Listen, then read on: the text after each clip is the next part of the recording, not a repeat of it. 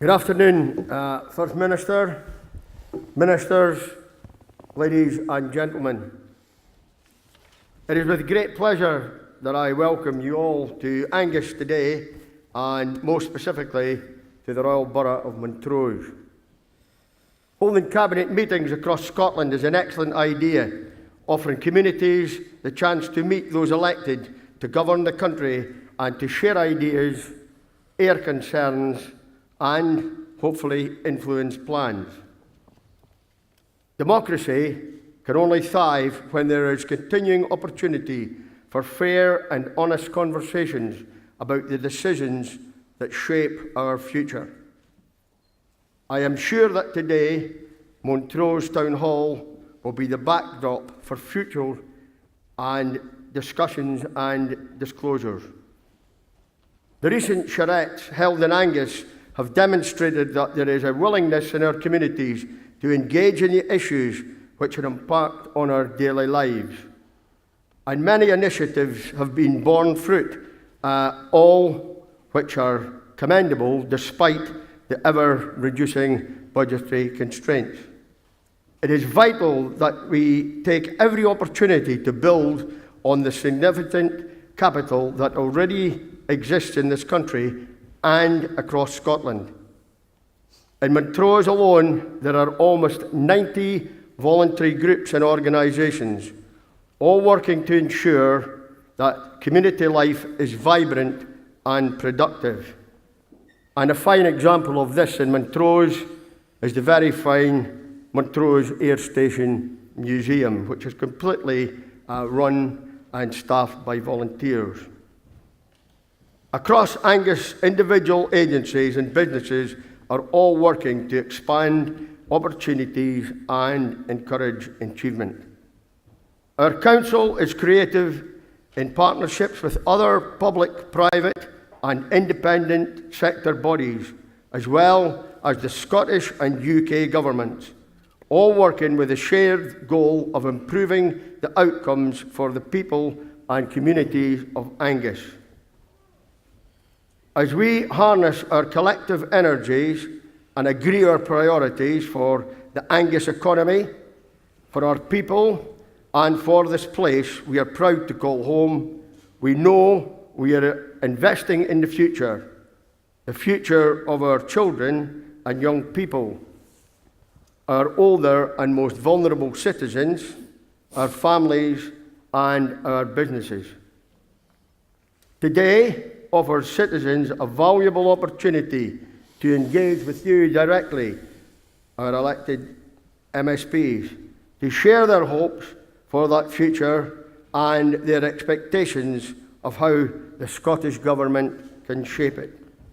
I trust that your experience of Angus will be rich, stimulating and productive. Thank you.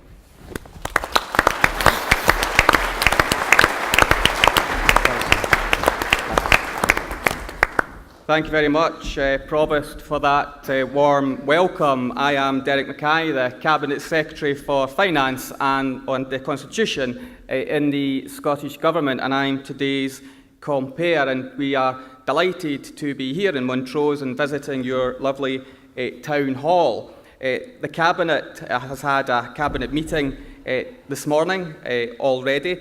In terms of our travelling cabinets, this is the second Cabinet outside Edinburgh this year, and we've been in Angus before in Arbroath in August 2014. So we are having an important day, and most importantly is to hear from you, the public, what your issues are that you may wish to raise with us.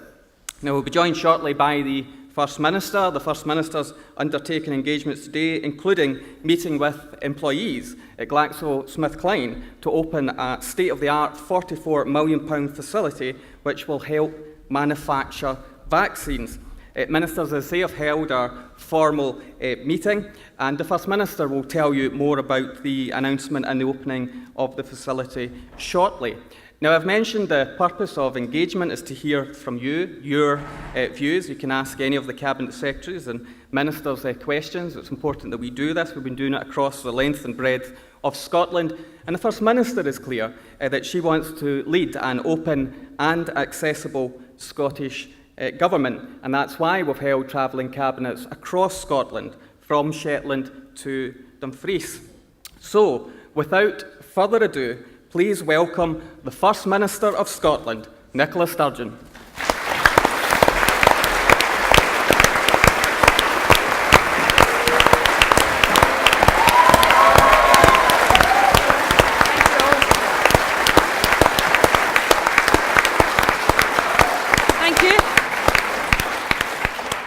Thank you very much, Derek, and a particular thank you to you, Provost, for being here and welcoming us to Montrose today. It's great to be here in Montrose, and it's particularly nice to look out and see so many people joining us for this discussion this afternoon. I think getting what looks to me like more than 200 people into a room on a Tuesday afternoon, it's Tuesday, isn't it? Tuesday afternoon to talk about local issues and politics is actually quite impressive, and I think it says something really positive about public engagement in Scotland.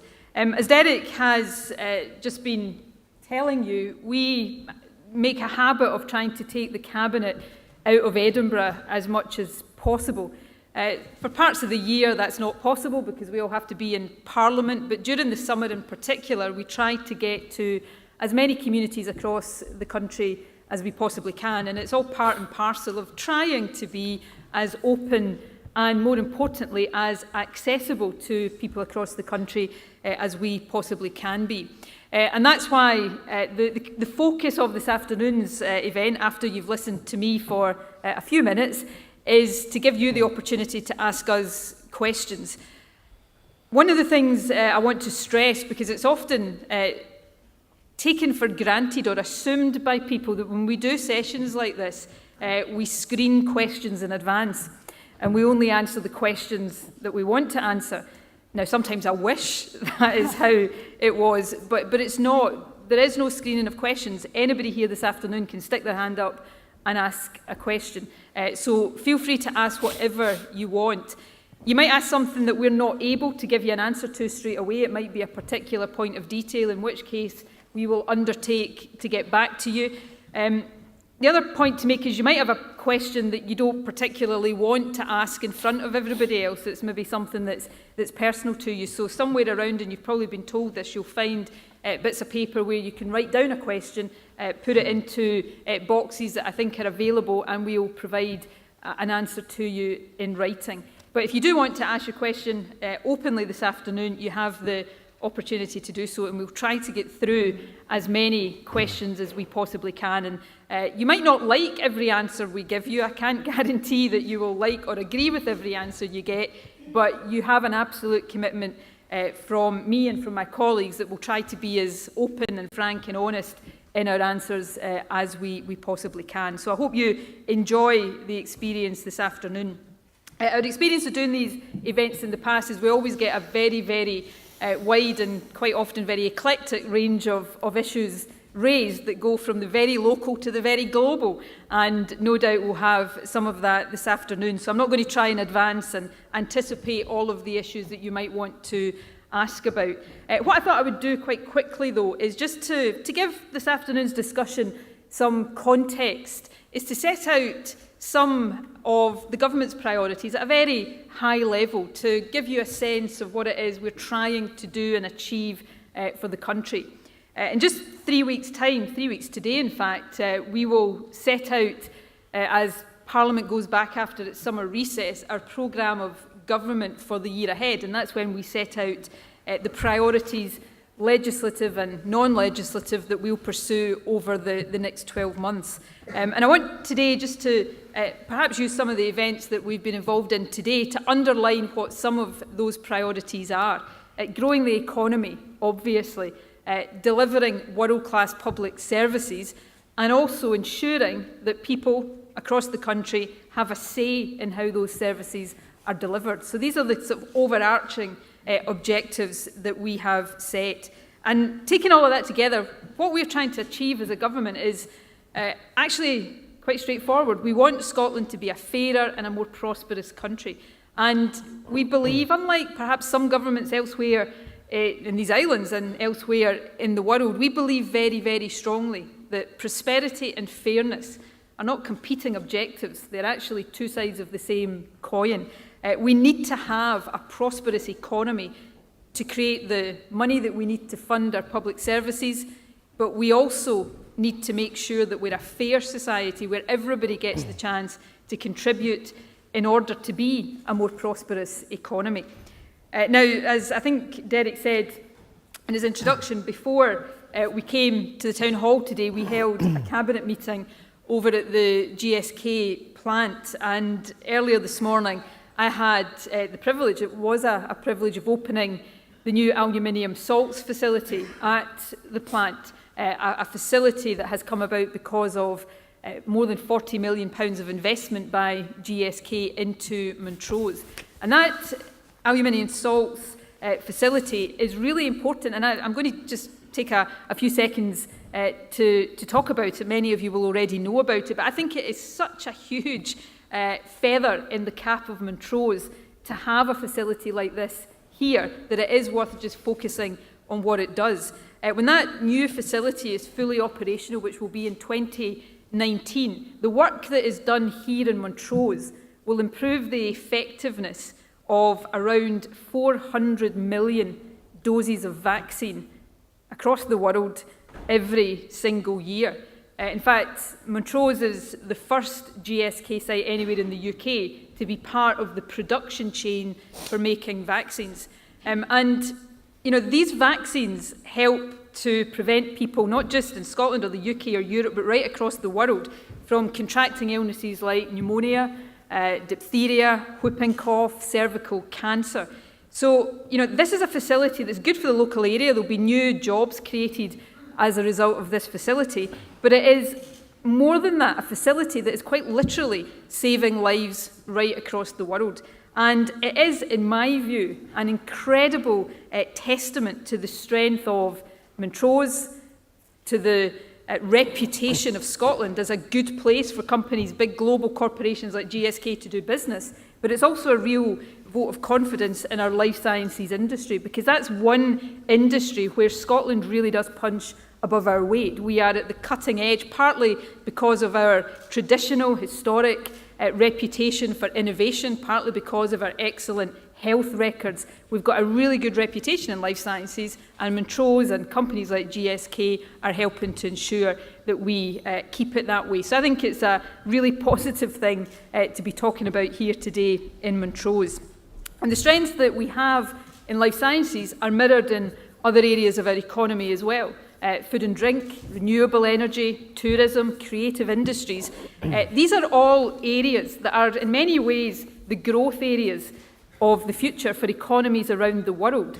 But they are also areas where Scotland has traditional but very current strength as well. We've also got more world-class universities in Scotland per head of population than any other country in the world, bar Luxembourg. And I think we've got to try and make it an objective education secretary to beat Luxembourg in the not-too-distant future. But that gives you a sense of just how strong an economic foundation we have as a country. Often, these days, particularly, apologies if there are any journalists in the room, this can often be contributed to by the media. We focus a lot on the challenges we face, and that's right, we do face a lot of challenges, not just here in Scotland, but globally. But often we don't focus enough on the strengths we've got in a country.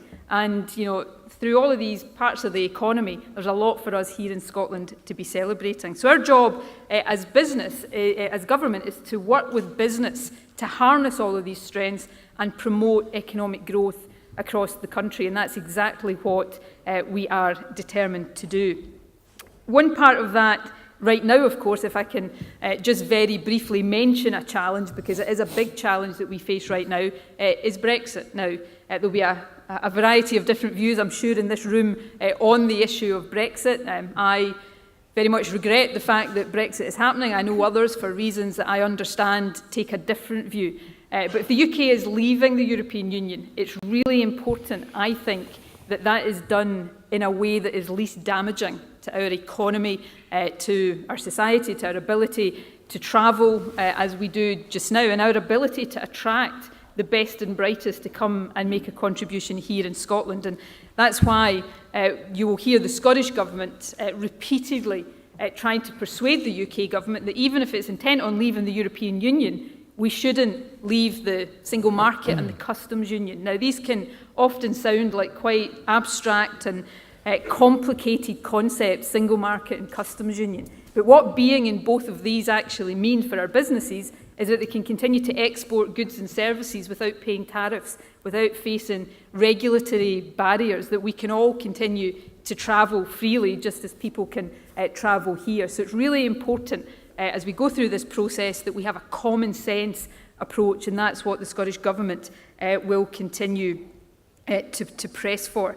Now, much of what I wanted to focus on briefly this morning was not about Brexit, but more about our day-to-day priorities as government. I've already talked about some of the strengths of our economy, but what are we doing to try to support business to make the most of these strengths?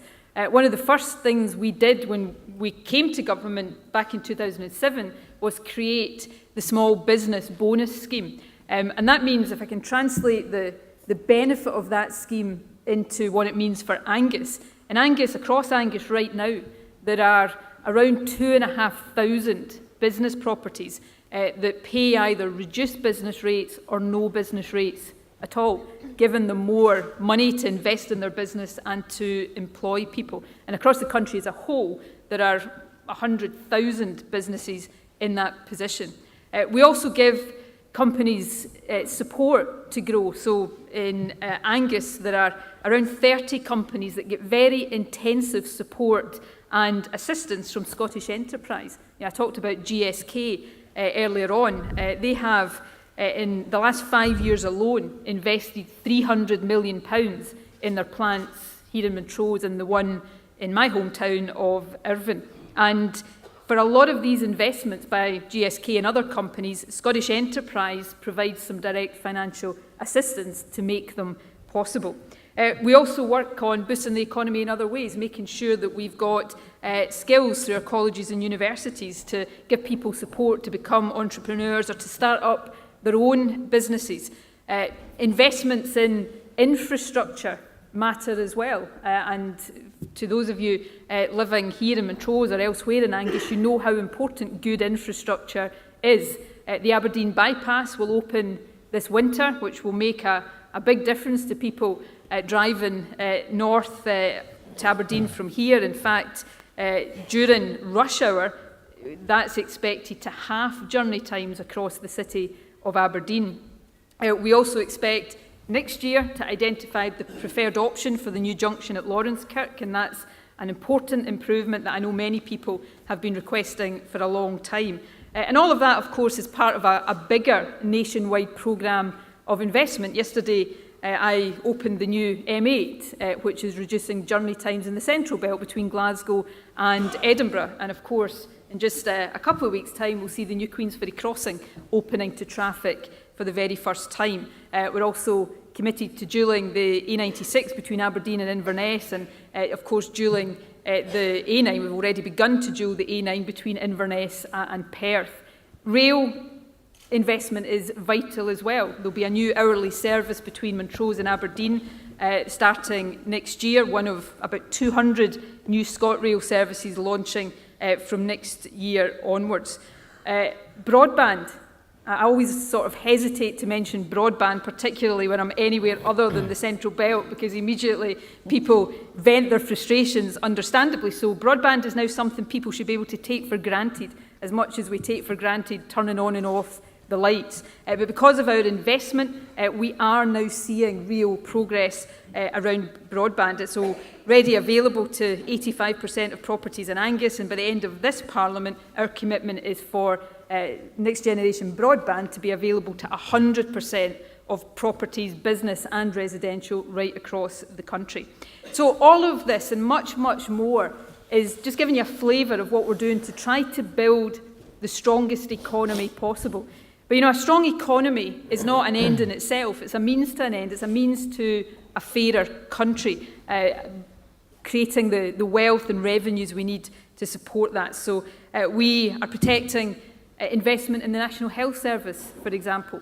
That doesn't make our NHS perfect, not by any means. I know, for example, there'll be issues here in Montrose. The maternity unit, for example, is one that I would expect that will be raised later on in the session. But by protecting the investment we're putting into the NHS at a time when demand is rising, we're managing to secure an NHS in Scotland that, although not perfect, is performing much better than health services, certainly in other parts of the UK and probably compared to other countries as well. I mean, if you look at accident and emergency, for example, we have a target of 95% of people going to A&E who need care being seen or discharged within 4 hours.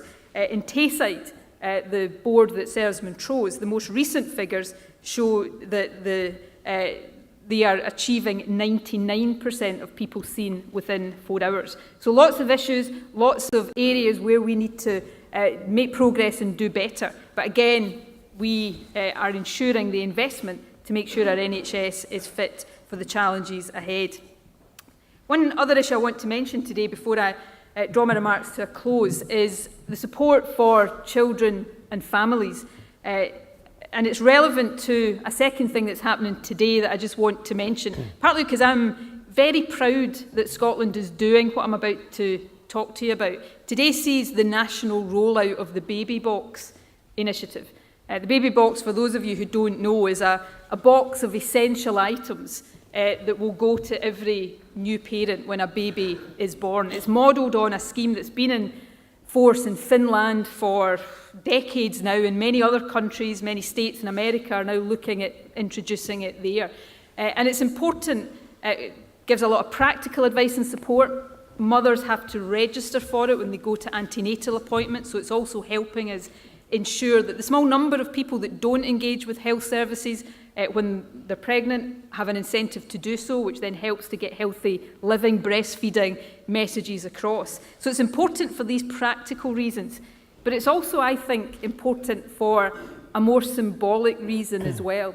In sending, some people say, why don't you just send it to parents who live in poverty?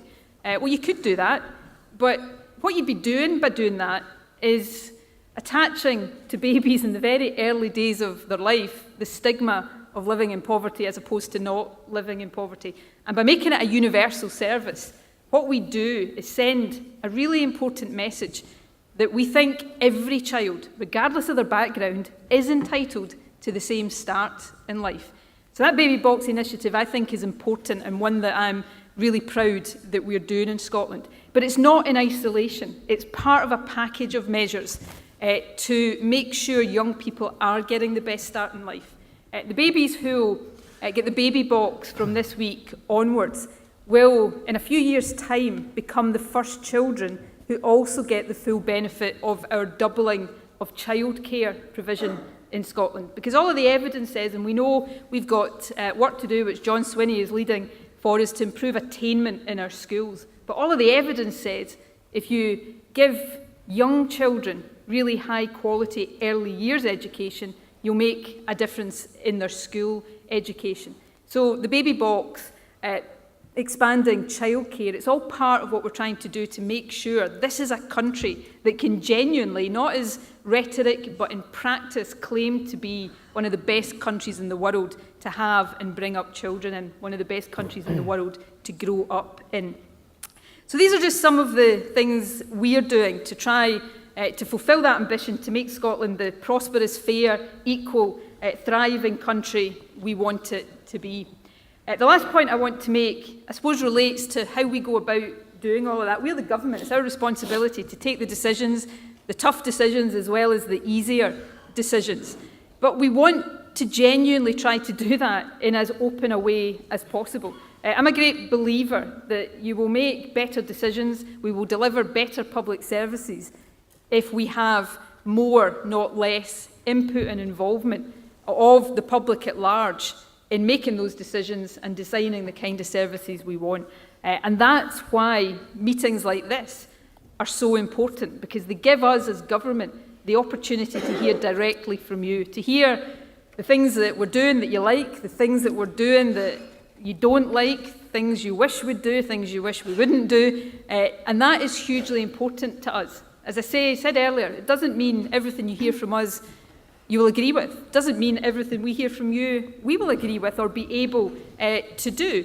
But it does mean that the decision-making we do as a government will be better for having listened and engaged and responded to the points that you raise. So I will close by thanking you again for giving up your time to be here this afternoon. We really appreciate it. For the rest of the afternoon, I hope, although I can't guarantee that you will do more talking than we do, but some of them go on a lot, so I can't promise you. The way it usually works is you ask your questions. If they're pretty easy, I answer them. If they're difficult, I pass it to one of these lot to answer. So enjoy the session, and I look forward to our discussions.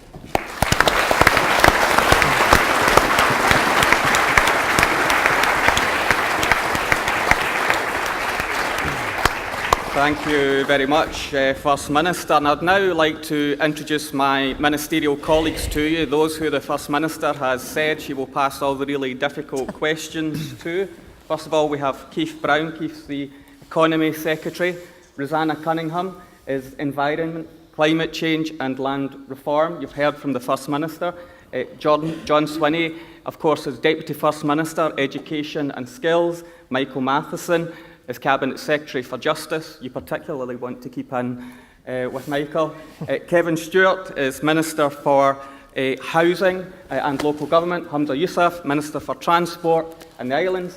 Aileen Campbell, Minister for Public Health and Sport. And Alistair Allen is Minister for International Development and Europe. So the format for this afternoon is for me to ask for your questions. I'll take them in batches of 3. Please keep your questions concise, and ministers, please keep your answers equally concise, and we'll get through as many as possible. You'll find that the hour just flies in very quickly, but this isn't your only opportunity to ask questions, as the First Minister has said. You can also write down your question, and every question, as long as you put down your details, is guaranteed a response. So, straight after this, of course, there'll be a further opportunity to interrogate ministers with refreshments at the back. But let's begin by just raising your hand, and then I'll pick those who want to ask questions. And wait until the microphone comes. And then when it does, please give us your name and question. So we'll start with this gentleman here.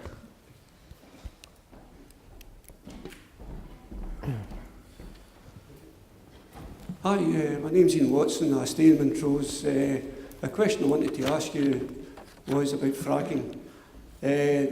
The moratorium on fracking finished in May, and it said that the Scottish Government would make a decision and let us know what the decision was sometime this year, possibly the second half of the year, I think it is. I was reading about it, and it says that it's not just only hydraulic fracturing, but it's also about coal bed methane. And the health impact assessment more or less said that there just wasn't enough information to determine if there would be any effects, bad effects to any members of the public due to this fracking. The coal bed methane seems to have more approvals for drilling than does the hydraulic fracturing on its own. It's probably down south that they've been approved. But I was just wondering if and when the Scottish Government bans fracking in Scotland in its territorial waters, would that also include all the other methods of hydraulic fracturing that could take place? Okay, thank you. Right down the front. Thank you. Afternoon, Cabinet. My name's David Smith, also live in Montrose. My question is around dementia care. If you live in Montrose, or indeed in our neighbouring borough of Brechin, and you require elderly mentally infirm care, you don't get it in your hometown. You have to go to Forfar, Arbroath, Dundee, over the border to Aberdeenshire. Yet a care home in this town sits empty and has sat empty for some time.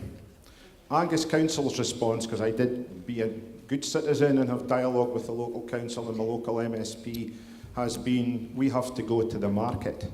The market has let Montrose down in terms of dementia care. And my question is, would the Minister who has responsibility for dementia, I believe it's Maureen Watt, but I could be wrong, would that Minister be willing to meet with me to discuss this issue further at some point? Okay, thank you.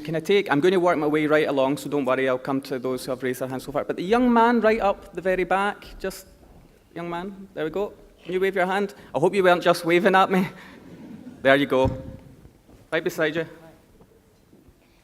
My name's Freddy.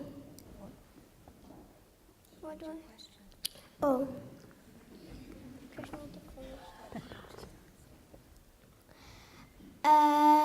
Let me see. What was your favourite subject at school? Okay.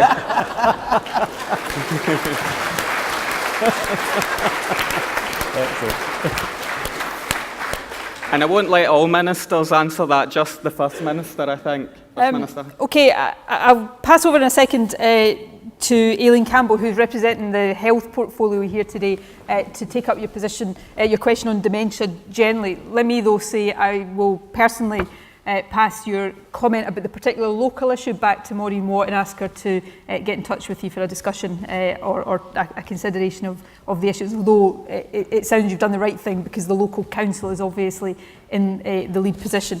Can I just take Ian's point about fracking very briefly? First thing I would say, Ian, the moratorium is still in place, so there can be no fracking in Scotland at the moment, and that covers coal bed methane as well. What we have done is take a very cautious, precautionary, evidence-based approach. So we have done a lot of different, or had done a lot of different studies into the health impact, environmental, transport impact. We then did a public consultation, which has closed, which is probably what you're referring to, has ended. The responses, there's been a vast number of responses to the public consultation, which won't surprise you. They're being analysed at the moment. That's the process we're going through just now. And then we will advise Parliament and the public of our final decision around fracking, which will impinge on coal bed methane as well. And we've said before the end of this year, and we are absolutely on track to advise people of that decision before the end of this year. Personally, I've said this before, I'm very sceptical about fracking, not least because the areas in Scotland where you would likely see fracking, if it was allowed, it's not in uninhabited parts of the country, not that that would necessarily make it okay, but it's in built-up areas of the Central Belt, and we've got to take very careful account of the environment, of health, but also of what people feel about something like that happening in their own community. But we are doing this very objectively and very carefully, and we are on course to come to our final decision on that over the course of the next couple of months, but certainly before the end of this year. So hopefully that answers your question. Right, I'm going to pass over to Aileen to say a word or two about dementia, and then I'm going to do a quick fire, and I literally mean one word, where I'm going to ask every member of the Cabinet to answer the question from the young man whose name I didn't catch, but who I am tipping today to be a future First Minister of Scotland, given how well he asked that question. I'm going to ask the Cabinet just to give me a one-word answer on what their favourite subject at school was, so that gives them notice of that. Aileen. Thank you. And I'm sure, absolutely, just to reiterate what the First Minister said, that Maureen Watt, my colleague, would be more than happy to engage with you on this issue. And actually, if you catch me as well, I can take on any messages in between times as well. And I know that Maureen Watt is also taking forward the dementia strategy because, of course, we've got an ageing population, and these issues are going to become something that we're going to have to tackle because of that growing challenge. Alongside some of those things, though, are kind of the shifts and ways in which we help people with those conditions and just conditions more generally. So we've got the integration of health and social care. We've got an effort to try and help people more closely at home. And we're also wanting and seeking to empower people as well to be in much more control of how their care goes. And also what I have as a responsibility is the carers' responsibility for implementing the carers legislation, which will come into force next year. So it's also just not about the care and support that goes to that individual with dementia, it's also about the support that others might require that are helping that person function in society as well. So it's an issue that we're very aware of, and I can not decrying the issues that are very local to you here, but certainly there is a huge amount of work going on to meet the challenges that are coming from the increasing numbers of dementia, but also allowing people to have much more control over how that care is given to them and how they are supported and how they are in much more control and much more charged with making those decisions. And that goes through all of the NHS, the approach that's been led also by our Chief Medical Officer, And just a wee minor point around dementia that touches into my portfolio that links my public health role with my sports role is that there's fantastic work going on from the Scottish Football Museum around the football memories. And I visited last night the Links Park Community Trust, which is affiliated with Montrose Football Club, and they're doing some football memories here locally as well. And some of the powerful stories that come from that, from people who are going through, reminiscing about old football players, old games, maybe even Montrose might have won a game, I don't know.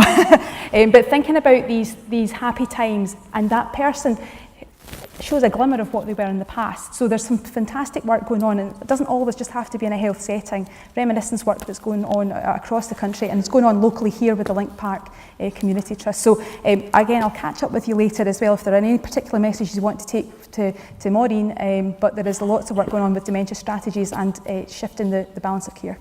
Okay, right, I'm going to go this way, up across the back and back down here, okay? I'll start off. My favourite subject was English. John? History. Geography. History. PE.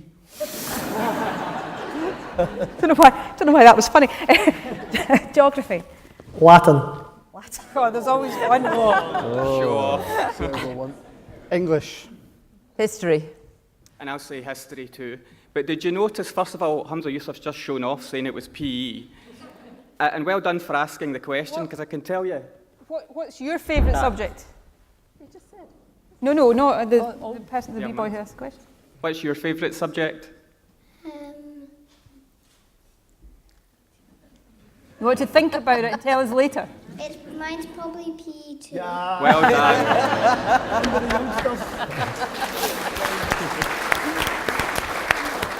Okay, that's quite a tough question for politicians to answer. You know, it makes us look really human when we have to think about things like that. Thank you very much for asking your question. So, more hands back up. Now, there's a lady 5 rows in, 5 along, just in the middle. Had your hand up from the start, so I want to take you.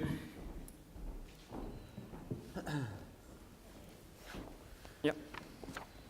In 1998, a Labour coalition decided to dissolve the NHS trusts, leaving only 15 national health boards throughout Scotland. Now, since then, in Angus alone, we have lost our coronary care unit, our A&E department, medical wards, GP beds, maternity services, out of our GP cover, reduction in minor injuries unit hours, and many, many more. Now we are threatened with the closure of the Mulberry unit and a reduction in the surgical procedures which are actually given there at the moment. I'd like to ask if the Scottish Government would actually step in and do something about this. These are vital services in Angus. We need to keep them. Thank you. Thank you. And if we could get a mic down the front, just here, please, front row, blue tie. Yep. Good afternoon. I'm Bob Miles, leader of Angus Council. Like you, we have a great desire to deliver the best public service we possibly can, but that is getting increasingly more difficult over the past years with the reduction in the percentage of the Scottish budget that goes to local authorities. Please give us the confidence and the money to go along with delivering the service. We can do it, and we can make this a community and a country we can all be proud of. Give us the wherewithal and we will deliver. Thank you. Thank you, Bob. And just further up the back, lady also had her hand up for a while, just right up the back. 2 seats in. Yeah, just there. Just there. Yeah. And if you could say your name as well, please. Carol Muir, Guthrie near Forfar. Are the Cabinet aware of the huge level of rural crime and blatant organised thefts that have rampaged through this valley this year and past years? And will they look at increased resources for the police to address this, please? Okay, thank you. First Minister, we've got NHS, Local Government Finance and Crime. Right, okay, I'm going to take them in reverse order. At the moment, I'm going to ask Michael to comment on rural crime. And we've seen figures today actually showing a reduction in rural crime in Scotland, although there's still more work to be done. Derek, you might want to take on Bob's point, and then I'll hand over to Aileen on behalf of the Health Secretary, who's not with us today, on the point about local health services. Okay. Okay, Carol, you raised a very important point, because there has been a an ongoing challenge in some parts of the country around tackling rural crime. And as the First Minister mentioned, rural crime in Scotland over the course of the last year has marked down by over 30%. Part of that is because Police Scotland have been running specific campaigns in different parts of the country where there have been issues, and they've been along at farmers' events, etc., and running campaigns jointly with the National Farmers Union and with other organisations to try and tackle some of these issues around rural crime. So some of the work that Police Scotland have been taking forward over the course of the last year is work that they now want to build upon in order to embed that into ongoing policing on a regular basis. So the police officers within rural communities are much more focused on making sure that they're taking forward work that prevents the crime from taking place in the first place. So there's a range of measures that individuals can take actually can reduce the risk of theft, for example, from taking place. But equally alongside that, the measures that they can also take to help to make sure it's been reported early and that they can then proactively investigate these matters more fully. But there continues to be pockets in different parts of the country where there are particular issues. The way that's dealt with is for the local commander within the Angus area to determine how they should use their policing resources in order to tackle that particular issue. If the local commander requires additional resource, and this is a benefit of having a national police force, if they require specialist additional resource, they can call upon that, and that can be brought into the Angus area to support any operations or programmes that they're running at a local level. So the local commander should be engaging with the local community, whether that be through community councils, local branches of the NAFU, individuals directly, and looking at how they can then plan to address this issue within the Angus community and to then take forward a proactive policing plan in order to implement that. So a key part of that is making sure people are reporting these matters so they've got an understanding of the overall picture.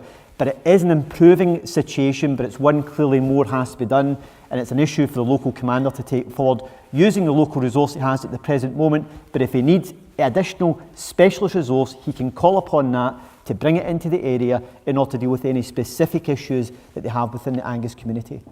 Okay, thanks Michael. Derek. And Bob, I think it would be helpful if we have a further meeting. I've started to meet council leaders, representatives of local authorities about future budget settlements. Of course, I would argue we've protected local government as best we can in the current economic climate.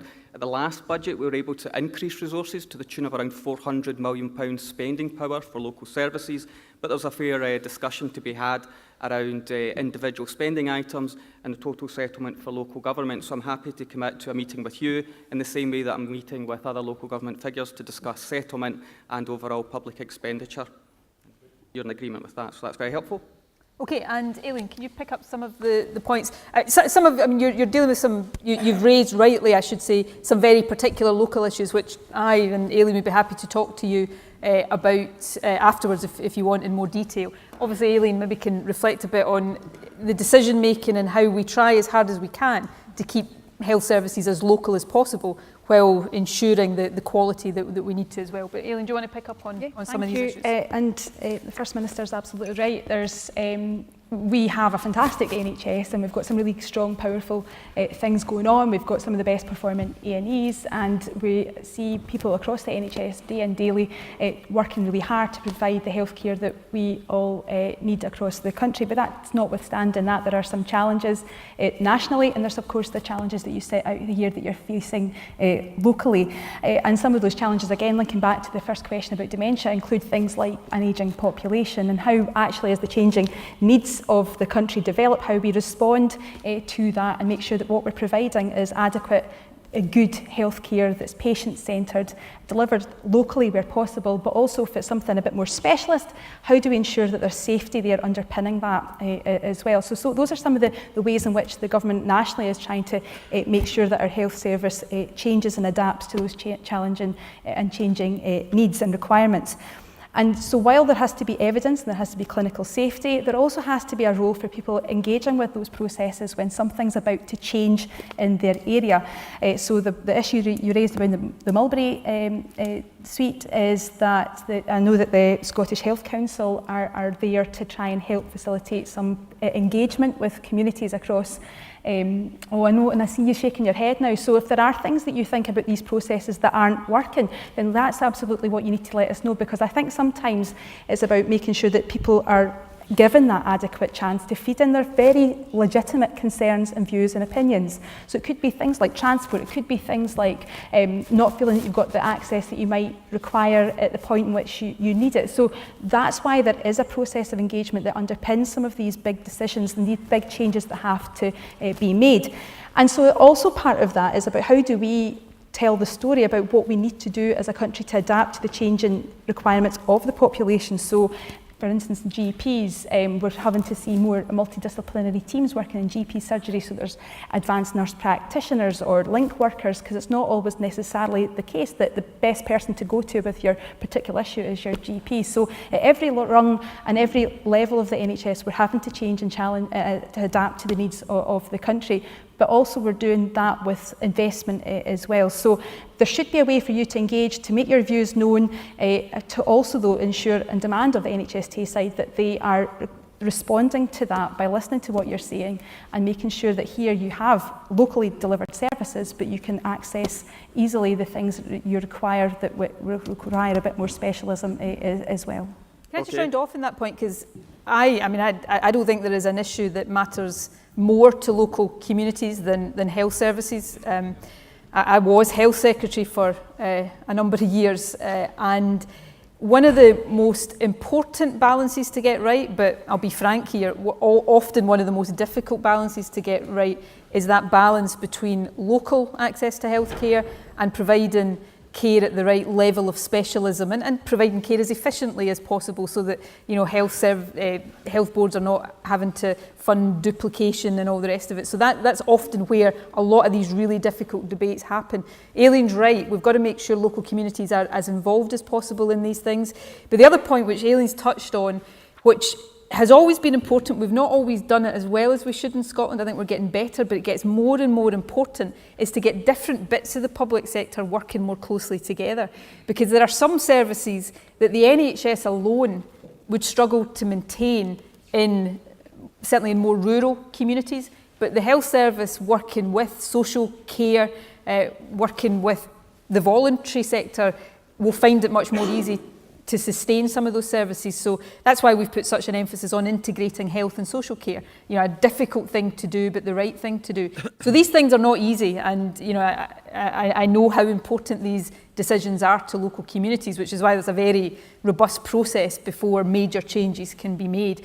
I know that's not addressing the particular local issues you're raising here, so I'm answering that quite generally, as Aileen has done. I'd be happy to sit down with you afterwards and just, talk maybe about some of the specifics as well so that we can take some of that back. Okay. Mm-hmm. I think you've got an offer to a further discussion after this. So I'll just take some more questions so more people can have their say, because there's certainly a lot of hands up now. Okay. Can I take the gentleman just there at the back? Yeah, with the glasses there, and I'll work my way down. Yeah. And then after that, I'm going to take the lady here. My name is Gavin Farker from St Cyrus. It's a small wee village, by the way. I just wanted to ask a quick question about Public Contracts Scotland and when it's going to be scrapped. It's been utterly disastrous for Angus in the northeast of Scotland, with William Gray's, Foreman's, Torith going bust in Dundee. We've got Construction, RB Farker, ECU going bust in Aberdeen. It's decimated the construction industry altogether. One of the worst things is I employ a lot of apprentices. It's been a big passion of mine for a long time to try and bring people through the trades. In 2005, before Public Contracts Scotland got going, there were 7 joinery classes at North East College. There's 2 today. So there's a lot of money gone in there, and there's a lot of fancy buildings, but there's no people on the ground, and that's a problem, and it's going to be a big problem in the future. We need to deal with this, and platitudes about apprentices are no use if you've destroyed the companies that employ them. I'll tell you a tiny little, very brief story. There's a company went bust a month ago in Aberdeen. Probably nobody here even knows about it. It's a company called Andrew McRobb Limited. It was 110 years old. It trained tens of thousands of apprentices. But one of them you might have heard of. He was a wee guy called Stuart Milne. And when Stanley Matheson let him go, he said, "You'll make nothing of yourself, Stewie." Well, he did make something of himself. And lots of other people will make something of themselves if they're given a chance. And they've got no chance just now with the procurement we've got just now. Public Contracts Scotland has destroyed the construction centre in the northeast. It's been absolutely catastrophic. Kevin Stewart knows I had a face-to-face meeting with him about it. Nothing happened. I had a face-to-face meeting with Fergus Ewing down in the Scottish Parliament with 400 witnesses. He promised me a face-to-face meeting in the future. I'm still waiting for that meeting. He told me a lie in front of 400 people. He said in the hall, I'll have a face-to-face meeting with you, we'll discuss these issues. I'm still waiting. Okay, Gavin, I got your question. Thank you for that, and I think we can have a further conversation as well. So the lady here, yeah, just there, just on your right, just there, yeah. Hi, I'm Maureen Hislop from St Cyrus. I'd like to know what you intend to do to cut the debt that students are left with when they come out of university. I'm a mature student. I have brought up 3 children and went back to university to retrain. The debt that I will be coming out with is colossal. There is no way I will be able to pay that off, I don't think. They have reduced the ceiling from where you used to have to pay it back, your student loans. £614 for a student to live on and pay all bills, and the only help is no council tax payments. What are you going to do? Because it's so unfair. You want people to go to university from backgrounds that are not prosperous. You need to do more. You need to help stop this level of debt that the people are coming out with in order to make more contributions to taxes and everything else. But without help, they're going to struggle. They can't get on the property ladder. They're too busy paying back their loans. What are you going to do? Okay, thank you, Maureen. And just the lady here, yeah, just there. Hi, I'm Caroline, originally from Paisley, now living in Montrose. This is an education question, but it's going back to your baby boxes as well, which are fantastic, a fantastic idea. Your pupil equity fund to close the attainment gap, amazing idea. But what strategies do the Scottish Government have in place for that moment that they go away with those boxes until that child enters early education to ensure that we are not letting them slip back into poverty? The child poverty that I personally have witnessed between Glasgow and on the East Coast, it's horrendous. And why in this day and age are we relying on local television campaigns, local radio station campaigns to give our most vulnerable children winter coats, winter clothes, a bed and a mattress? Surely those are the things that ensure that child has a safe, secure, warm environment to go on then and thrive in early education.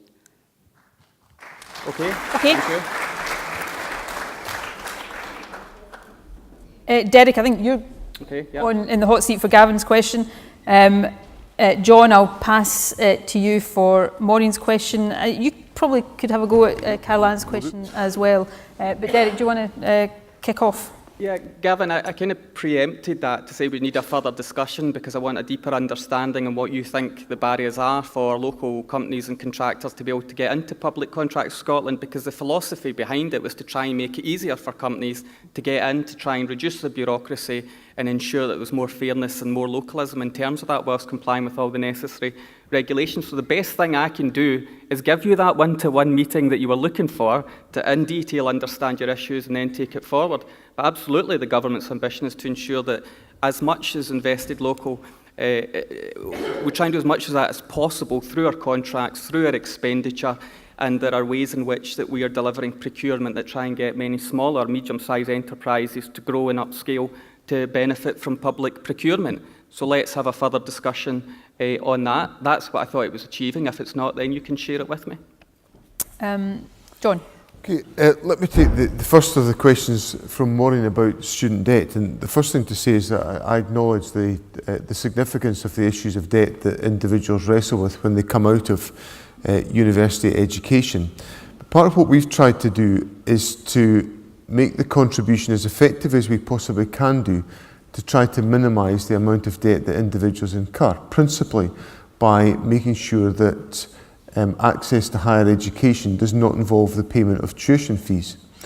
Now, that is something which is a commitment which this government has put in place since 2008. In comparison to tuition fees south of the border, it can save a student £27,000 worth of debt. And if you look at the debt data, I don't say this to in any way minimise it because I realise its significance. The amount of debt carried by Scottish students is significantly lower than debt carried by students south of the border, principally because of the fact that we have we've put the money in from taxpayers' money to avoid tuition fees being applied in Scotland. Now, if you look at the wider debate about tuition fees, we've been much criticised for abolishing tuition fees. There's been a queue of opposition parties criticising us for abolishing tuition fees. You now look at the debate in universities south of the border, where the tuition fees regime is in terminal disaster and decline because they realise the significance of the burden it is on individuals. So what we're trying to do is to put in place the financial support to students through ensuring there's no tuition fees paid, which minimises the cost to individuals, by putting in place the financial support through bursary arrangements, which are also in place for certain students dependent on income, and trying to ensure that we broaden the access base to our higher education institutions. And we just saw last week a 13% increase in the access to higher education institutions from individuals from some of the most from the areas of greatest poverty within Scotland. So our higher education policy is designed to broaden access and to minimise the burden that is carried by students, but in comparison to the rest of the UK, that burden is significantly lower than it is there. And by providing particular support for students, we're trying to do as much as we can to ameliorate what I recognise to be significant challenges for individuals. Now, on Carol Ann's question, Got a review of student support. and the final I should add, there's a review of student support underway just now, which has been led by Jane Ann Gadia. We'll get conclusions of that fairly shortly, and obviously the government will look carefully at the conclusions that come from that review of student support. Now, on Carol Ann's questions, I think the way you characterise your point, Carol Ann, is exactly what we are thinking.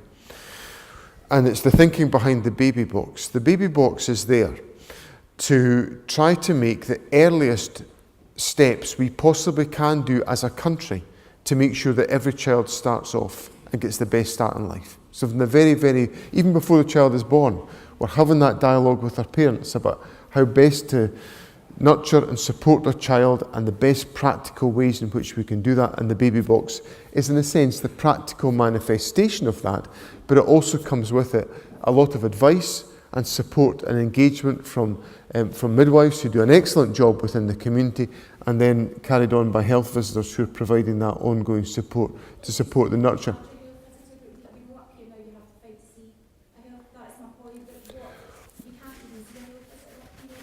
Well, certainly. I'd be interested to hear some further detail from you about that experience, because health visitors, we're expanding the size of the health visitor community by 500 to make sure that there's increased access to health visitors, because we recognise the practical value their advice can be to families to help them through those difficulties. So all of the rationale that you've set out there of early interaction with midwives, the baby box, the health visitors, it's all part of creating the best environment. We've then got other interventions like BookBug, for example, in the libraries, which is I've seen the initiative with my own eyes. It's a very, very successful way of engaging families. It's all part of creating the best nurturing environment. And then obviously the First Minister referred to earlier on the significant expansion in early learning and childcare that we want to put in place, some of which is already available for vulnerable 2-year-olds and for all 3- and 4-year-olds within our country. Now so that's all the things we're doing. There is, of course, an interaction between some of what we're doing and what the United Kingdom government is doing, because for the same time as we are investing in vulnerable families, those self-same vulnerable families are having to cope with the pressures of reducing support from the United Kingdom government because of welfare changes and the austerity agenda. And I simply point that out for completeness, that we're completely with you on the direction of travel that you think is the right way to go, and we're trying to do as much as we possibly can do to support families in that respect. But we also have to deal with the fact that the UK government is pursuing an agenda with which we do not agree, which is causing vulnerability to many of these self-same families. So what's just two additional points from me before I hand back to Derek. As John said, we're investing in 500 additional health visitors. We've also got the Family Nurse Partnership programme, which works specifically with teenage mothers, not just during pregnancy, but crucially, I think, for the first 2 years of a child's life as well. But the other point, which is not something we've done yet because we are still getting the additional powers in place, but is one of the additional powers the Scottish Parliament is going to have around welfare is over what's currently the maternity grant. We're going to expand that. It's been reduced over the years by UK governments.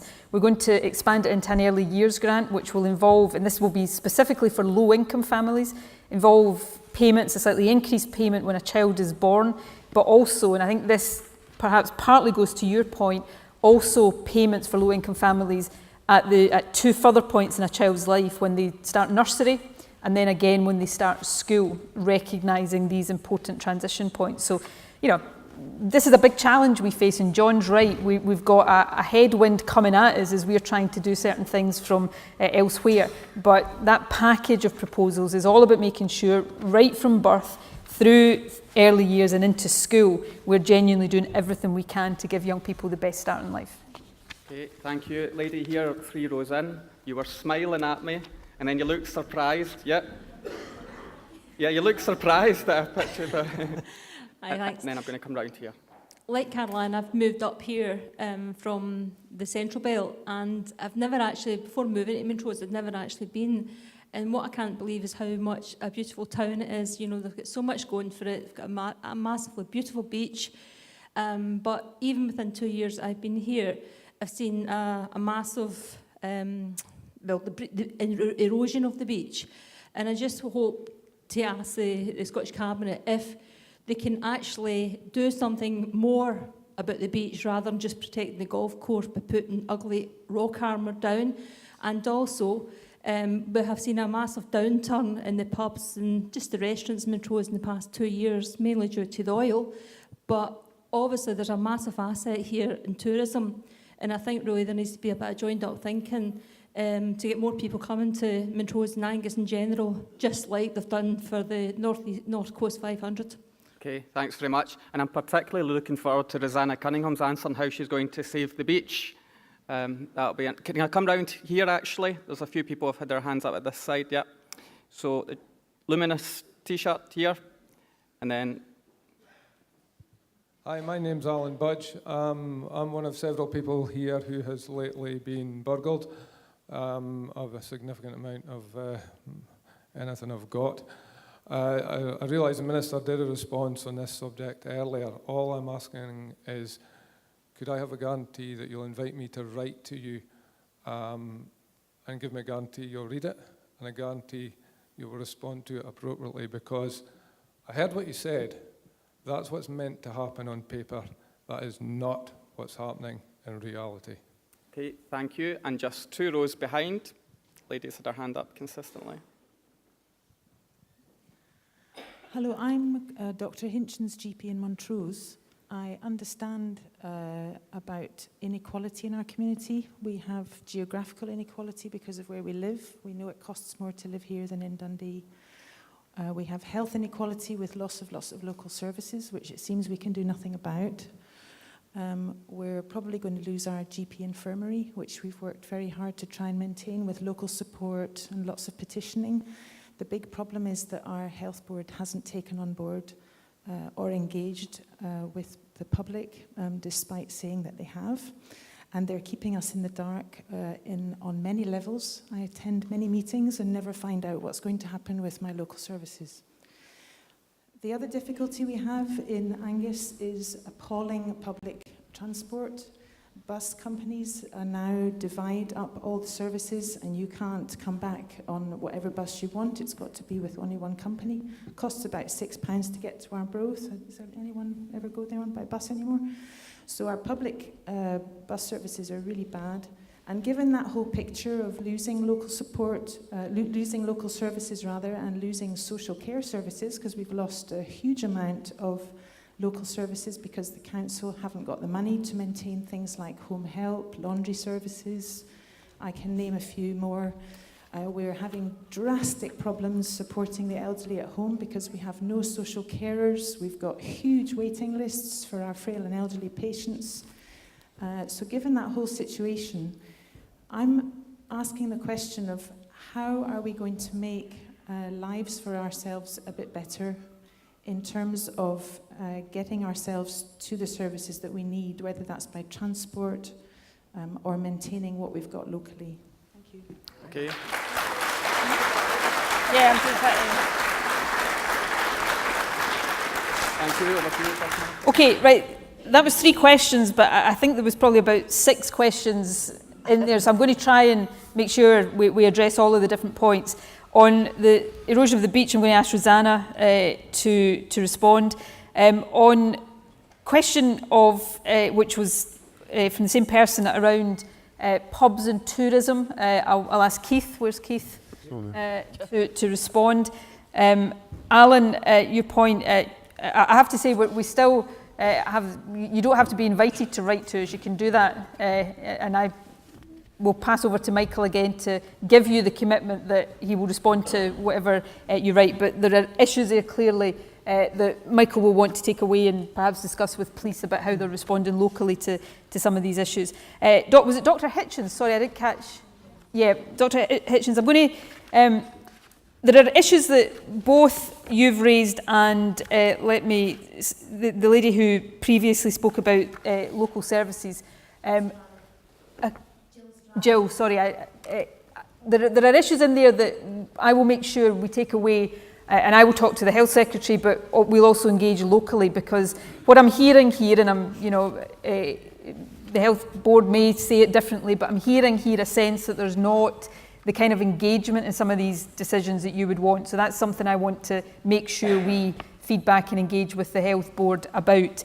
But I'm going to, you raised some issues about inequality. Now, John's made the point about austerity, but we're trying to do a lot just now to use our levers to tackle inequality. And I'm going to ask Kevin to say a word or two about that. And then there was some issues raised as well about local transport, particularly bus services, which Hamza will respond to. So divvying it up like that makes it quite disparate, but I want everybody to feel as if the point's been responded to, and then I'll maybe just try and round it off, because I think there's a general theme underpinning all of this. So who did I say first? Rosanna?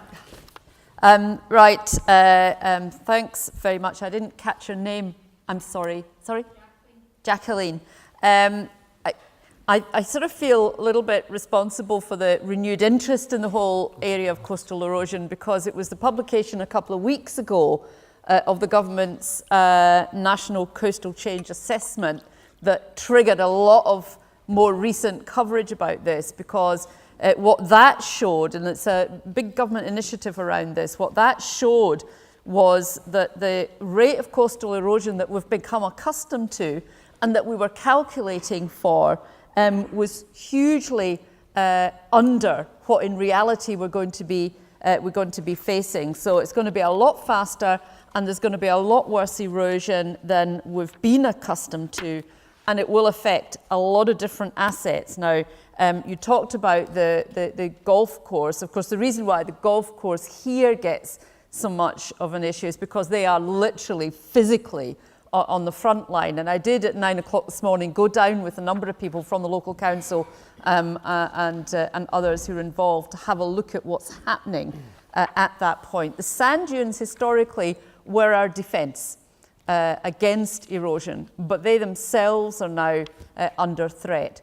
And the important thing, I think, for Montrose to understand and for us all to be thinking about in terms of how we deal with this going forward is that if that frontline defence goes, it isn't just coastal erosion you're dealing with, it's also flooding. So there are two issues that get very caught up together. There's a lot of work being done.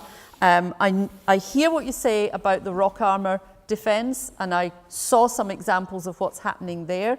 I think there is a very big debate going on just now about better defences that come out of sediment management, quite complicated technical issues around that, because quite often what you get is these single big engineered solutions tend only to work for a relatively short time, and then you're back where you might have been before. So it's a very significant challenge, but there's a lot of people working very closely together, and what's important about the working is that it's got to be cross-sector, and it's got to run up and down the whole coast, because you can't just isolate a bit of the coast and make that work.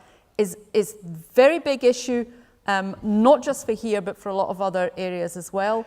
A very big issue that is going to have to be dealt with, but it will involve all of us, government, local authority, stakeholders too, landowners of all sorts, who are all going to have to come together to work out the longer term solution. And I suspect the longer term solution will not be the rock armour, which is being used as a short term stopgap at the moment. Hopefully that was technical enough for you. Certainly technical enough for me. I told you should look forward to it. Right, Keith, can you maybe respond to the issue about pubs, tourism, what we're doing to support the high street, particularly in towns, but also, tourism is a massive success story for Scotland right now. How do we make sure that all communities, particularly ones like this, benefit from that? I think it's a very good question. There is a huge growth in Scotland. It grew by around 8% last year. The UK was about 4%, and part of that, as was mentioned, was the NC 500, which has been hugely successful. And the challenge is to make sure it touches every part of Scotland. The area the village I live in had 6 pubs when I moved in. It's now got 1 left, which is up for sale. There is a changing nature to the high street.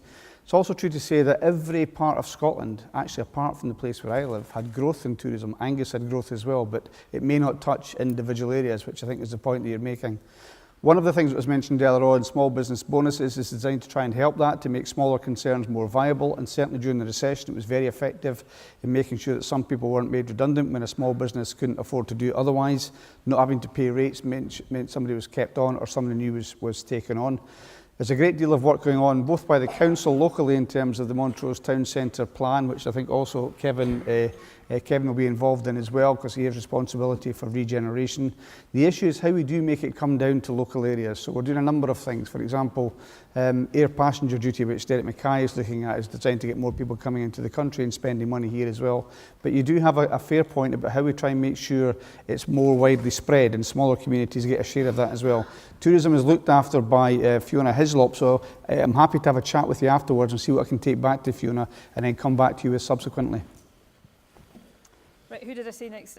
Kevin, do you want to say a word or two about inequality, regeneration, how we're trying to tackle some of these issues? If you don't mind, First Minister, I'll say to Jacqueline, I met with some folk today about the Montrose Town Centre charrette, which I think is a good piece of work. I think sometimes places don't sell themselves particularly well, and we don't communicate the best of our places to other folk, and I think we've got to get better at that. And I've said that my officials will help the council here in terms of develop some of the things that they need to do, best practice from elsewhere, and hopefully involve Scotland's towns partnerships too in that regard. Dr Hitchens, in terms of tackling equalities, one of the things which the government has done is set out a Fairer Scotland action plan with 50 concrete actions within it. We recognise that there are real difficulties in the fact that there are constant welfare cuts from the UK government, which have a major effect in families across Scotland. The Institute for Fiscal Studies itself has said that an additional 1.2 million children across the UK will be in poverty by 2020-2021. And that's why our child poverty bill is so important in terms of allowing us to continue to measure child poverty, which will not be measured south of the border, and allow us to take the actions necessary to keep children out of poverty. Beyond that, you'll be aware that we are missing mitigating a number of the UK government's welfare cuts, including, for example, £47 million a year for the bedroom tax. I have to say that we cannot mitigate everything, but we will do all that we possibly can to try and tackle inequalities. And I would ask anyone who hasn't had a look at the Fairer Scotland Action Plan to have a look at that, and we will ensure that those 50 concrete actions are delivered to tackle inequalities in Scotland. Okay, and lastly, on the sort of specific issues, I think I said Hamza on buses and local transport. Yeah, thanks. First Minister, thank you, Dr Hitchens, for your concern in this area. On buses, from a Scottish Government perspective, let me say that we agree with you. It's not just a transport issue, there's a social justice and inequality issue when it comes to the buses. We know that if you look at the demographic of those who use the buses in comparison to, for example, other modes of public transport. And from a Scottish Government perspective, we plough in about £250 million a year and some of the subsidy that we provide, whether it's through concessionary travel or the grants that we provide to the bus companies. On your specific issue in and around local transport, again, a couple of things if I can say.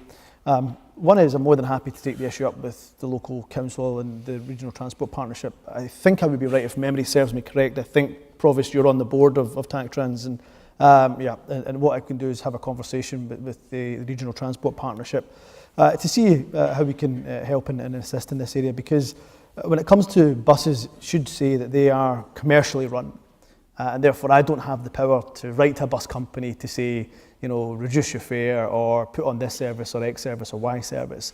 What we do is give an element, some money to local authorities and to the regional, therefore the regional transport partnership, to subsidise what is called socially necessary services. Now, in fairness to the council, there's only so much that it can cover, but of course you can have that discussion with the local authority. In terms of from a government perspective, we have the intention of bringing forward a transport bill. Part of that transport bill will have a bus element to it. We've already said very publicly that we'll consult about that and what additional powers we can give to local authorities and we can have as a government over the bus services. So that includes looking at and consulting on things similar to what the UK government is doing in terms of local franchising, council-run bus companies or municipal bus companies, enhanced partnerships, so we get local authorities and the bus companies working together and having a real partnership. So the bus companies rightly saying, look, can we have priority bus lanes, and if you give us that, we'll reduce the fares or we'll put on cleaner buses or better buses. So incentivising enhanced partnership, I think, is important. So completely accept what you say, that any reduction in local bus services has an inequality impact. What I'll make sure I do is on the specific issues, perhaps we can have a conversation after this. I'll happily raise it with the RTP, the Regional Transport Partnership, the Council. As I say, somewhat limited in exactly what we can do, but hopefully we can help and assist, particularly in those services that are socially necessary. I've asked people to answer all these questions in their kind of different components, which the danger of that is that we miss some of the underlying themes that kind of bring some of these issues together. And it strikes me listening to some of this, you know, there are lots of connections. You know, society's facing big changes right now, and not just in Scotland, but you know, across the entire world. The population's ageing, which is putting massive pressure on health services in particular at a time when public funding is under more pressure than it's ever been before. You know, more people shop online, which puts a lot of pressure on high streets and communities. You know, increasing car use makes it all the more challenging for bus companies, for example, to provide services. And there's a million more of these kind of changes that are all having an impact on communities. And, you know, there's no magic solutions to some of these things. We've got to find the best ways of responding. But one of the things that, frankly, why we do these Q&A sessions is to hear directly from people, because one of the things that I think is really important over the years ahead is that we find a way of working that involves communities in the decisions, better involves communities in the decisions that affect them, so that you don't sit there as a local community feeling that these things are all happening to you, whether it's health service changes or whatever, that there is much more empowerment in communities. Now that's easier to say than it is to do, but it's a very important part of what we're trying to do. So some of these questions, although seemingly separate, I think, joined together, and you certainly give us a lot of food for thought, as well as issues that we need to take back from here to talk to some of the partner agencies that we work with that have responsibilities here. Okay, thank you, First Minister. I can take 3 more questions and then that's us, but of course there is an opportunity for everyone, if you haven't had an opportunity to ask your question, to fill out the slip. Young lady here. Promised you early on. Yep. My name's Leila Brannan. I stay in Brecon. My question's regarding mental health facilities in Angus. When we had Sunnyside Hospital, there was something local. When we had the Mulberry unit, there's something local. People are being moved to Dundee, Aberdeen, Fife even, and if they're somewhere far away from home, how are they supposed to be able to visit their family? They're being completely excluded from everybody that they know. And with the psychiatric facilities, there's up to an 18-week waiting list. Some people don't have 18 weeks. If they're really in need of help, they don't have 18 weeks, and I'd like to know what you're going to do to help. Okay, thank you. And the lady here. My question was about mental health as well. As she said, Mulberry unit is closed, it's moved to Dundee, with a loss of 6 beds, which people need. I've spoke to the health secretary, and she knows what's going on in Tayside. We've got the highest rate of suicide in 21 years, standing at 74 people in 2016. Dundee was, what was that, 37 suicides in Dundee alone. Now, the mental health service is atrocious. People are going for help and getting refused. You can't go to a facility, refer yourself. You've got to be referred. My son killed himself because of refusal of help from mental health people. His son as well. It's ridiculous. And Shona Robson knows what's going on in Dundee. I've met with her. She says Carsview has never clicked as a mental health place. So instead of fixing it, what has she done? Or what has happened? They've closed the Mulberry unit and moved it to Dundee. They've closed a bit of Murray Royal. It's moved to Dundee. How many people are going to have to die before something's done from the Scottish Government? Thank you. The lady here. The lady, sorry. The lady 3 from the back. Sorry, we'll come to the answer in a minute. You can take this lady here. Can you take the microphone, please? It just makes sure everyone can hear. Hamza Youssef, you should know my name, Caroline McNichol. On the 30th of January, we attended a packed public meeting in Cults, which you attended in an attempt to resolve the many issues caused by the new Aberdeen Western Peripheral route. We explained to you at the time our land is being split in half. At the time, you assured us you'd be happy to meet with affected landowners, us included. You personally said that to us. I stood in front of you when you said it. And we advised you we would be looking for a meeting. On the 3rd of February, we wrote requesting a meeting. Again on the 3rd of April. Again on the 20th of June. Every time you fobbed this up with other people. I'm not surprised you said PE is your favourite subject. You've spent 6 months ducking and diving and avoiding us.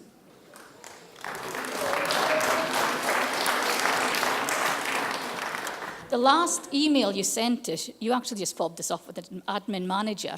You couldn't even get her email address correct. On the 11th of August, we again requested a meeting. We've not yet had a response, but fair enough. However, apparently, according to your government resources, you've managed to meet with 1 landowner. There are a lot more of us wanting meetings. First Minister, we copied you in on the meetings on the 3rd of April and the 20th of June, to which on the 19th of April and the 19th of July, we received emails from your department advising the respond in 20 days. The silence has been deafening from both emails. Obviously, Scottish Government work a different type of calendar. It's either that or the pigeons are very slow in getting between Edinburgh and Fordham. Please, can you tell me, Hamza Youssef, why you're so afraid to get into a discussion over the issues we've presented? We really do need some help. The district valuer is ignoring us, and since you, Transport Scotland, are the employer of the district valuer, we're looking for some help. When can we expect a meeting? Okay, 3 questions. First Minister. Right, I'm firstly going to apologise to Alan, because in the last round of questions I was meant to get Michael to respond to your question and I forgot to do so. So I'm going to ask Michael to do that first with my apologies. Then I'm going to turn around to make sure he doesn't dive off the stage before I ask him to respond to Caroline's question. Just prefacing that, Caroline, and I know this will not be what you want to hear, but there are some of these issues that ministers don't simply have the power to intervene and overturn decisions of the district valuer. There are independent processes that govern many of these things, and I know that can be frustrating for people. It doesn't make it easy for us to explain to people, but it's not always as easy as simply a minister intervening. I would ask you, look, I appreciate that, but I appreciate that. Look, I'm going to ask Hamza to respond to your question. I'm just, in the interest of frankness, I'm just trying to explain to you that often, and I understand why people think it should be as easy as a minister to simply with the stroke of a pen solve something. It's not always possible to do that. Anyway, Hamza will be in that hot seat shortly, and then I want to give a bit of time to the 2 questions that were asked about mental health. So, Michael, do you want to take Alan's question first of all? Thank you, Alan. And as the First Minister said, feel free to write to me and I'll ensure that you get a response from me on the matters that you raised with me. As I mentioned earlier on to Carol's question, is that the way in which policing is delivered within the local area is a matter for the local commander, and the way then that operates is that local commanders should be engaging with the local community, a local authority, and they produce a local policing plan. And that goes right down to each council ward and how they will deliver policing within each council ward in Scotland, which means there's over 300 of these plans that Police Scotland hold. They change depending on the circumstances. If there's a particular issue going on within an area where there have been some burglaries, then police are meant to change their response in order to try and meet those types of issues as and when they arise.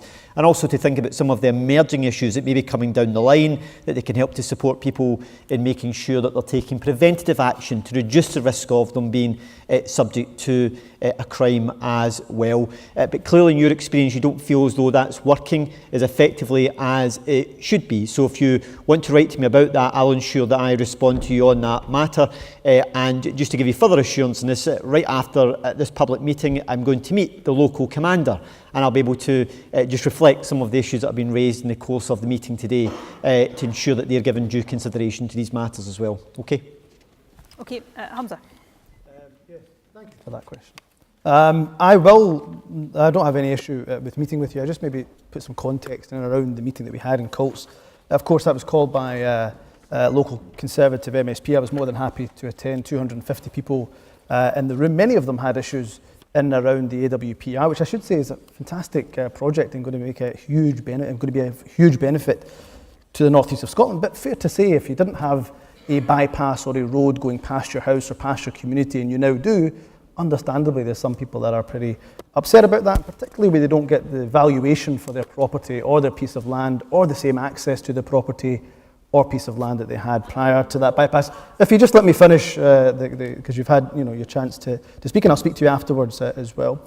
But what I would say is at the meeting of 250, what I actually said was I'll do my best to meet as many as possible, and where I can, then of course I'll make sure that they go through the right processes to the right people. It would be incredible if I was able to speak to 250 people on their individual case, on their individual land dispute. I wouldn't have any time, frankly, to do anything else. So I do make sure that these things go through the correct process. What you're telling me very clearly is that you're not getting anywhere with that process. I would go back to what the First Minister said. I'll certainly meet with you, got no issue around that. What I can't promise you and what I wouldn't promise you here is that I'm able to overturn magically with a magic wand some of the issues that you're facing. If I can, I'll absolutely do what I can. For example, with the landowner that I met, that you mentioned, the other one who's requested to meet with me recently, we've managed, I think, I hope, to get to some kind of compromised position between the contractors and of course, her own position and that couple's position. So where I can be as flexible as possible, and that's maybe where PE does help, where I can be as flexible as possible, I'll always be as flexible as possible. But please understand that some of these issues are between the district valuer, between the contractor and indeed the people that are in dispute. So it's not about ducking or diving. I have meetings filled in my diary day in and day out. I always enjoy meeting with people, try to be as helpful as I possibly can, and certainly make sure after this meeting you're telling me very clearly you're not getting anywhere through the processes that we've put forward. So then I'll meet with you and we'll make sure that meeting takes place without too much more delay.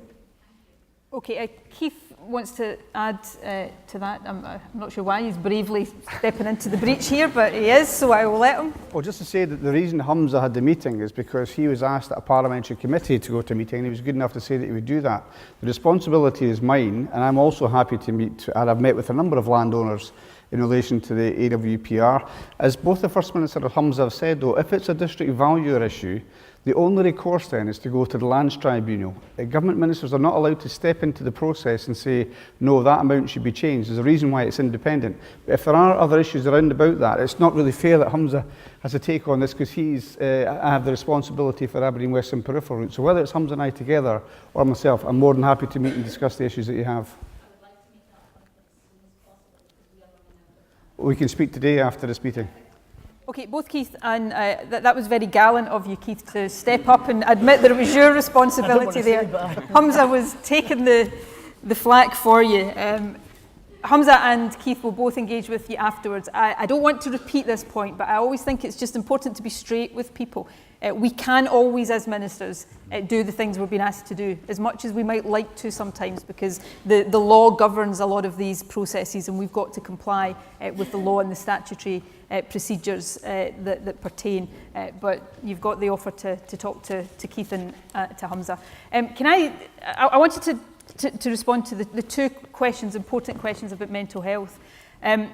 The review of adult mental health services across Tayside, which some of the local issues you talk about in terms of the Mulberry, the implications for Murray Royal and Carsview and Dundee, as you know, that consultation hasn't finished yet. It's ongoing, which is why I'm not going to say too much about these particular local issues, except what I will say, which I've said previously, is from many of you today, I've got the strong sense that you don't feel that you're being listened to sufficiently, and that is certainly something we will take away and feed back strongly to the local health board.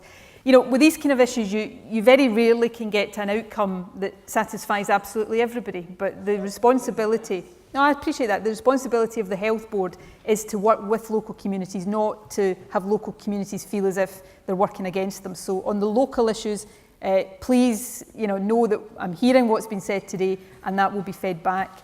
On the broader issues of mental health, my condolences on your son. I mean, it's really difficult, I know, to raise issues like that. They don't do it, and when you try and get Yeah. they're ignoring you. They don't believe them, and I've spoken to Shona Robson. She said herself, Carsview has never clicked as a mental health unit. Now, if it's never clicked, why hasn't something been done? 37 deaths to suicide in Tayside is atrocious, in Dundee alone is atrocious. That's in 2016. Yeah.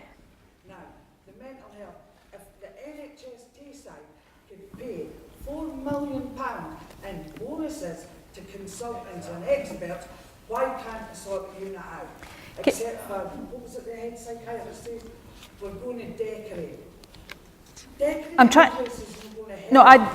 to respond to it because I absolutely take the points you're making here. And obviously, I don't know the circumstances around your son, but I'm not suggesting for a minute it's only that you're raising. You're raising the more general issue.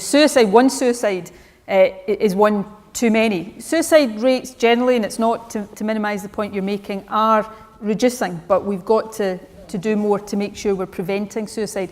The more general point I was going to make in mental health is that, again, Scotland's not unique in this area. We're facing a massively rising demand for mental health services. Now, partly that is because, and this is a good thing, the stigma traditionally associated with mental health is reducing. So people, thankfully, are coming forward for help more than they perhaps would have done in the past. Now, that's good, but we've got to, as a society, as a health service, make sure that those services are there. In Scotland and in probably every other country around the world, historically mental health services have been what used to be described as the Cinderella of the health services. They didn't get as much investment or attention or priority as physical health services got, and that's what we're trying to change now. We've got a new mental health strategy in place. We're putting significant extra investment into mental health services. Well, no, I would dispute that that's much of this investment we're talking about right now is new investment coming on. We need the specialists in there to provide services. We've actually, and this is not a comment about mental health services specifically, the number of managers in the health service has reduced by, I think it's getting close to 30% actually over the past few years. We set a target of reducing senior managers in the health service by 25% and exceeded that. So, we're actually reducing the spend on management in the health service generally. But your point, I'm trying to agree with you here, your point about mental health services is the right one. We have much, much more work to do to build up mental health services. The young girl here raised the issue of waiting times. Waiting times are coming down, particularly for CAMHS, but we've got more work to do to get them down, and that's what we're very focused on. It's also about prevention in mental health and making sure we're investing in prevention and giving people help, not just in a GP surgery or in a hospital, but interacting where, whether it's in prisons, for example, or in homeless services, to make sure the help is there where people need it. So, this is a massive priority. It's a massive challenge for us, and I'd be happy to speak to both of you afterwards in a bit more detail about this. The assurance I want to give you today is not that we've got everything right or that we've done all the work we need to do here. The assurance I want to give you is that this is a massive priority for the government, and we need to make sure we're listening to the kind of experiences you've had as we take forward the work that we are determined to take forward. Okay, thank you, First Minister. We are over time. As I say, there's a further opportunity to raise any questions you have by completing the form or seeing ministers at the back for refreshments that you're all welcome to stay for. But on behalf of the First Minister, Cabinet and Ministers, thank you very much for attendance, and I hope you found this useful afternoon. Thank you.